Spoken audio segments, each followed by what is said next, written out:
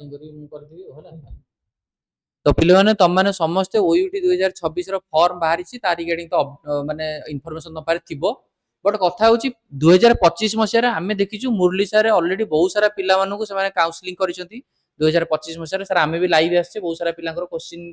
जहा थिला ता क्लियर भी करछे।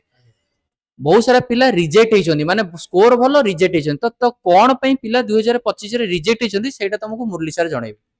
2025 रे पाखापाखि मु जानिबारे मो कांटेक्ट जति थिले सेतिरे पाखापाखि 7-8 टा पिला एमती थिले जो माने कि आउट ऑफ 200 185 190 भितर स्कोर करथिले किंतु तांकर भूल गोटे रहि जाइतिला कोन ना फॉर्म बी जते बेले फिलअप आपण करूचंती सेते बेले से माने गोटे गोटे भूल कर दिथिले। से भूलटी होउची कोन ना जते बेले आपणकर स्कूलिंग सब्जेक्ट मागुची 10th रो सब्जेक्ट मागुची तो बीएससी बोर्ड ओडिशा बोर्ड जोटा अछि सेथिरे तो पिलांगर प्रायतः 5टा सब्जेक्ट होउची कि 6टा सब्जेक्ट होउची तो आपण 6टा सब्जेक्ट रो 600 मार्क रो आपण देई दोउछन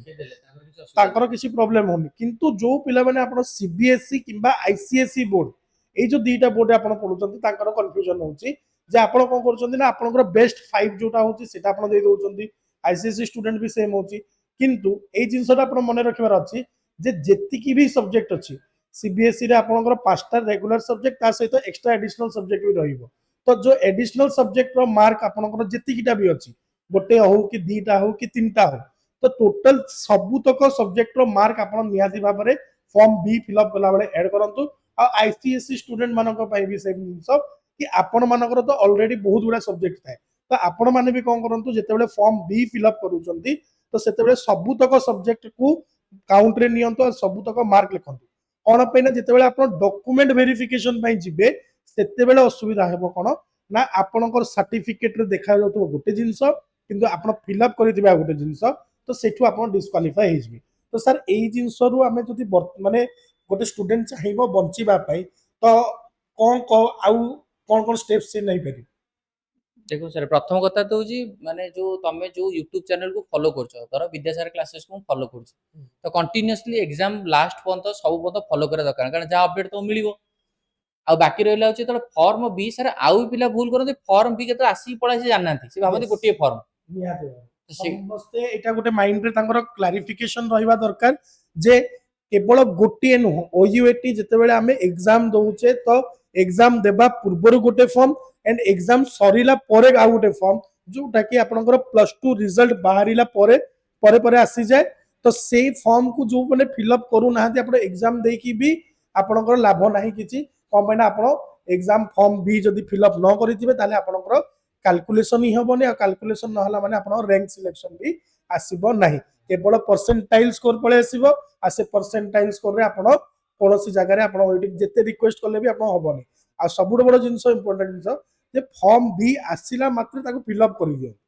गोटे दिन आपण एमती कि हां आज तो आसी आउरी 4 दिन टाइम अछि कि 5 दिन टाइम अछि मो ताको परे कर देबी सेटा नुह जो दिन फॉर्म बी बाहरिला आपणकर सेही दिन ही आपण डेट ऑलरेडी अनाउंसमेंट हमर वीडियोज रे सर माने करिसंती आपण डेट्स गुडा देखंतु से डेट्स गुडा रे आपण माने कोन करिवे ना डायरेक्टली फॉर्म फिलअप स्टार्ट कर दन लास्ट डेट पर्यंत जानतुनी लास्ट मोमेंट पर्यंत जानतुनी कंपैना लास्ट मोमेंट रे बहुत टाइम रे कोन होए ना वेबसाइट स्लो हो जाए जति कि आपण मार्क अपडेट करि परिबे नाही तो समझते निहाती भाव में फॉर्म बी फिलअप करेंगे आम वीडियोज माध्यम भी आम आपको इनफॉर्म करूँ सब बेले कि आप रेगुलर बेसिस रे फॉर्म बी एप्लाय फॉर्म ए तो एप्लाय चली 17 तारीख को आरंभ हो गलानी तो फॉर्म बी भी जो एप्लाय आरंभ हम से भी आम आपको आउे कहूँ तो आप निहाती भाव में डेटा देछि एटा कहि दो छिला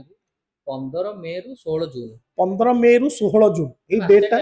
गोटे मास तो भाव गोटे 1 मंथ पाखा पाखी तुम पाखे टाइम अच्छी मे बी डेट एक्सटेंड हो पारे depend upon the results of +2 boards CBSE रो केबे आसुची आईसीएसई रो केबे आसुची बीएससी रो केबे आसुची तो ए जो तीनटा आपनकर सीएचएसई बोर्ड आपनकर ए तीनटा जगह बोर्ड रो रिजल्ट जदी डिले हला ताले फॉर्म बी फिलअप करिया पाए भी आपनको एक्सटेंडेड डेट मिलिबो ता पई ओरी करिवार नाही एमती नाही जे हमें कहि देलु 15 मे रु 16 जून भीतर अछि तो ता परे जदी न हला ता भीतर जदी हमर रिजल्ट न बाहरिला पैनिक हेबार नाही डेट एक्सटेंड हबो नियाती ठीक अछि एटा होची मेन हमर वीडियो रो गोटे मोटो थिला एटा तो समस्त रेगुलर विजिट करता सर जेंति कहले विद्यासागर क्लासेस सहित डेफिनेटली तुमको सब इन्फॉर्मेशन मिल जिवो sir Etah video and करिवा thank you जय जय